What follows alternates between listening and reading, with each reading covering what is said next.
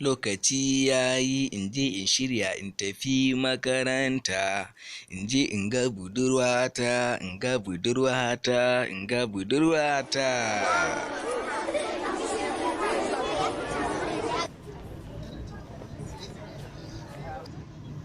Yawa, yanzu subject ɗin da za mu karanta a yau subject ne mai mahimmanci irin wanda ba mu taɓa yi ba a makarantar nan.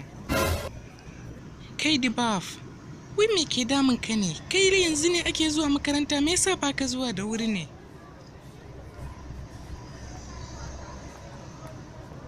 Iye, ina maka magana ne kana ji na kana tafiya? Iye, wai kin manta ne? Iye? Na manta mene? Ke fa budurwata ce. Wayyo, Dbaf, kana da hankali kuwa? Ni malama ka ce fa. Malama, ni fa son ki nake fa. Kai, mai kana da hankali kuwa? Iye? A'a, to in gaya miki ki gane saboda ke fa nake zuwa makarantar nan.